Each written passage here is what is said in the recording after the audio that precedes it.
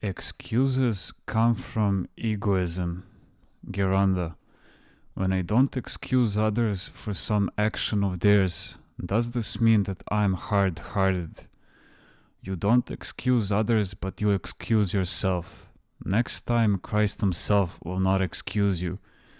It is quite possible in a moment for a man's heart to become hard as a rock, when he acts out of malevolence, and on another occasion to become very tender when acting out of love. You should seek to acquire a maternal heart. You see, a mother forgives everything, and sometimes pretends not to even see certain things. He who does his spiritual work correctly finds excuses for everyone else in order to justify their shortcomings, but never justifies himself. Even when he is in the right, he always says he is to blame for not making the most of the opportunities afforded to him. For example, he sees someone stealing and thinks to himself, "If I had not been helped by God, I would now be stealing more than he is. God helped me, and instead I arrogated to myself all his gifts. I am the greater thief." The difference is that his thievery is seen, but mine is unseen. Thus he condemns himself and judges his fellow human being with leniency, or if he sees a certain shortcoming in another person, be it serious or trivial, he will excuse him with good and positive thoughts. He thinks of his own many shortcomings that are obvious to everyone. For if one looks carefully and honestly, one can readily find many things wrong with oneself, in which case one can easily justify the other. How many things we have all regrettably done. Remember not the sins of my youth, nor my transgressions, O Lord. Geronda. When help is asked of me and I render it willingly, but cause some damage in the process because of my hurry, I justify myself when reprimanded. You did something good, but in the process you also did some small damage. Accept the reprimand for the small damage, in order to receive the fullness of the reward in heaven. The devil is very cunning. He really knows his stuff. After all, he has thousands of years' experience. So he tempts you to justify yourself in order to deprive you of any spiritual benefit for the good you have done. When you see someone who is worn out and sweating while carrying on his shoulders a heavy load, and you go to assist him, well, this is a natural inclination on your part. You saw the weight he was carrying, and you were moved out of Philorimo to help him. But to be able to carry a remark thrown at you unjustly by someone else, this carries a great deal of spiritual weight.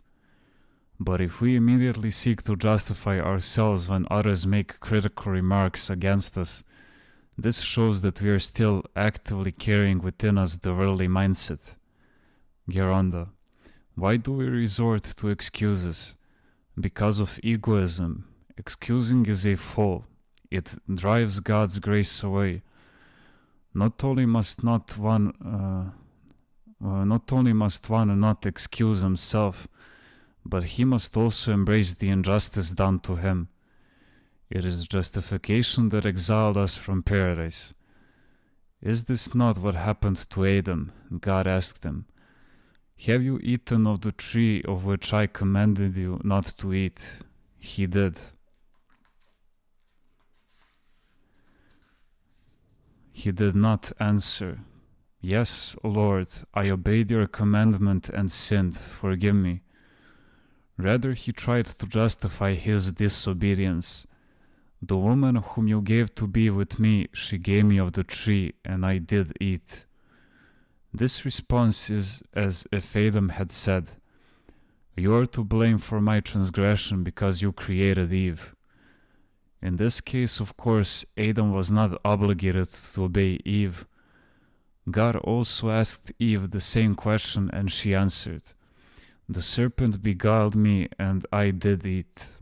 If Adam had said, "Oh my God, I have sinned, forgive me," and if Eve had said, "I have sinned, Lord," everything would have been made right. Instead, they resorted to excuses. Geronda, what is at fault when someone does not understand how very wrong such excuses are? What is at fault? Rather, one should ask, who is at fault? When someone is constantly justifying himself, considering that others don't understand him, others are unjust, and he is only the suffering victim, from then on, such a person is beyond control. And do you know the strange thing that sometimes happens in this case? While the person himself has been at fault and unjust, he will say, "Ordinarily, I would have accepted the injustice, but I don't want the other person to be condemned." In other words, he tries to justify himself out of a pretense of love, supposedly to bring to his senses the other person who he imagines has wronged him, and thus to save him from sin. Or he may begin rambling a bunch of explanations, supposedly to prevent misunderstandings that may lead the other person into sin.